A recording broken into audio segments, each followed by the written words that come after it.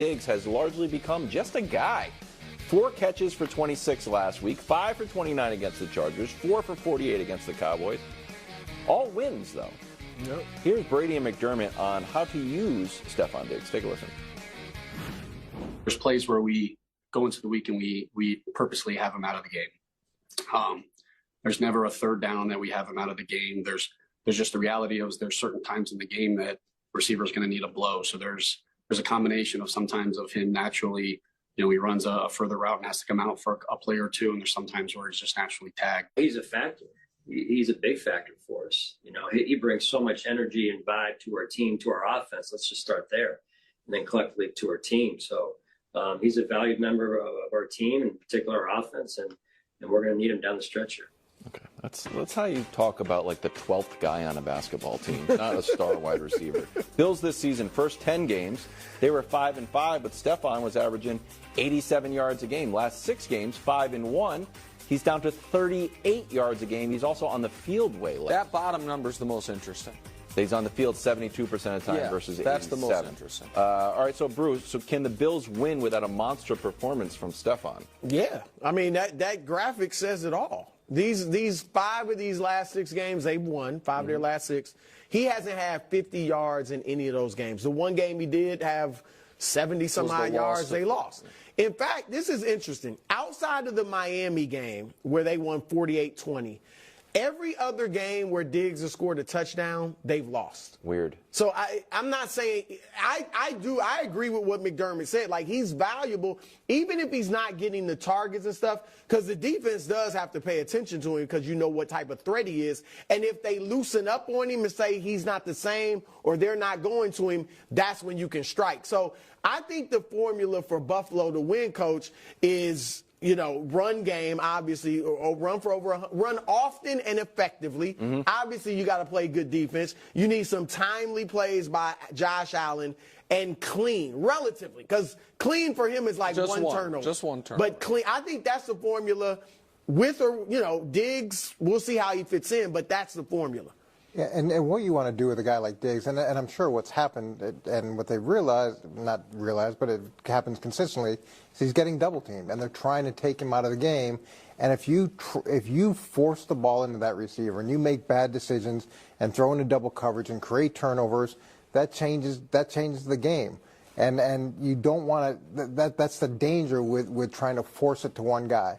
But they do need him, and they do need him involved, and they do need his energy, so you can script things. Usually the first 15 plays, it's not just scripting the play, it's scripting the people, a way to get Diggs the ball. And then you can formation ways to get Diggs the ball. But Diggs also needs to understand that if he is taken away, then that's really valuable to the rest of the team because it creates one-on-one matchups outside. So here's, I think, what is the internal problem there, is Diggs has been getting doubled since he got there. Diggs has been, and Josh Allen is turning the ball over at basically the same rate every year since Diggs got there, except for the first one.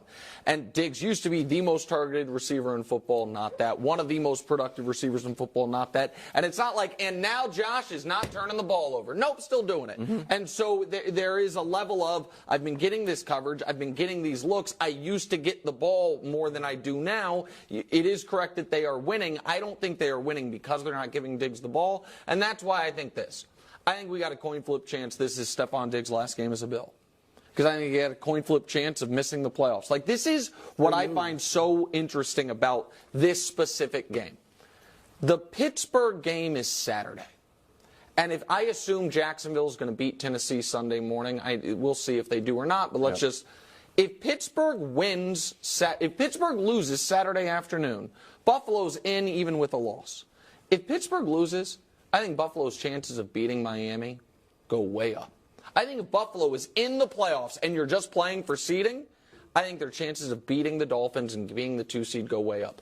If they see the Pittsburgh Steelers beat the Baltimore backups, and they have 24 hours with that team, with that head coach, with that quarterback, and the, call it very, very fine line of emotional stability that team's been walking all year, has 24 hours to think about, if we lose, our season's over, I do not think they will rise to the challenge. And I think if early in the game it's not going well, I think you will see it from Stephon Diggs. I think you will see it on the sideline. I think that if they have locked up their playoff spot, they can play relatively free and easy and maybe win the game. If Pittsburgh wins on Saturday and they go to bed knowing if we lose this game, our season's over, I do not like Buffalo's chances. But they've been playing with that for weeks. Yeah, that's they've the been thing. playing that. And I don't think they they've played well at all, Coach. But they beat Kansas City and Dallas. But they're consistently winning, right? So to say they're not playing well, yet they're winning like they're winning, and to say that having 24 hours of knowing that they could be out of the playoffs will be the difference, they've had multiple weeks where they could easily be out of the playoffs. Well, except so they when this streak started, they probably needed to go either 5-0 and definitely be in, or 4-1 with the one being in Miami. They had a game potentially to play with, and we now know that that was true. I thought they played great against Dallas. Great, undeniably. I think the last 2 weeks, and I know you agree with me, Wilds, about this past week, I think they played very poorly. I think they were incredibly fortunate to win each of those games. In the Patriot game, the 4 turnovers in the first quarter and a half made it a miracle that the Patriots were in it. I'm very interested to see how they look at the beginning of this game if their season's over. Okay. Check in on the Chiefs, who would host the Dolphins if Miami lost. Kansas City, of course, already beat the Dolphins in Week 9 in Germany, 21-14, courtesy of a Tyreek Hill strip and score. So, Nick, how scary would these Dolphins be in Arrowhead? All right, there's 5 teams they could be playing in round 1. The Chiefs are locked into the 3. Theoretically, there are 5 teams that could be the 6. They are, in no order, Pittsburgh, Indy, Houston, Miami, Buffalo. Those are the 5 teams. Miami's the one I'd least like to play. I think that's obvious. You've got the Tyreek Hill factor, which is scary for any team, even though the Chiefs, he talked that trash and then the game-turning play was his mistake. That almost makes him scarier, to be totally honest. Also, the only way they can play Miami is if Miami has lost 2 in a row. So now all of it, you can say that's a slumping team. It would also be a team like, God dog it. Our season is going to end in total travesty if we just lose 3 in a row to end the year and are one and done in the playoffs. So if I were ranking them, Brew, with respect to Gardner Minshew, the Colts would be my first draft pick. The Steelers would be my second draft pick. The Bills third. Houston fourth because of CJ. Houston and Miami fourth? Yeah, I wouldn't have Houston ahead of Buffalo. I mean, I know nobody would but me, but Buffalo's not going to Kansas City in January and winning a playoff game. They're just not. I would put Buffalo but ahead Miami of would be last. I think Miami's dangerous. I'd probably pick Kansas City in that game, but I think Miami is dangerous. But I think Buffalo will be even more dangerous because Buffalo, as we've said yesterday, their biggest loss of the season margin-wise has been 6 points. They don't get blown out. They're going to be in the game. Now, I agree, for them to, beat Kansas City a second time this year, maybe that would be odd. The only way they can be playing Buffalo is if Buffalo loses a game that they go into as a playoff game. You understand? Yeah, but with Buffalo, it doesn't. I mean, you don't know. I mean, they could look awesome. You get the bounce back.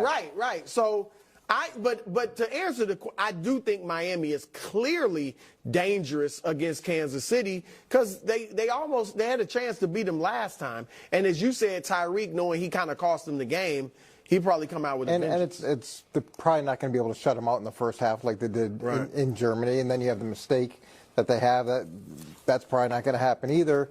And it's the catch and run ability of the Dolphins, which is so scary because as good as Kansas City's defense has been, it's the team where they catch a 2-yard slant and it goes for 80. That's hard to take account for from a scheme perspective, and it's a little bit of a variable that you can't figure out when it's going to strike. Yeah. I don't think Waddle is supposed to be back. He's not going to be 100%. Waddle might play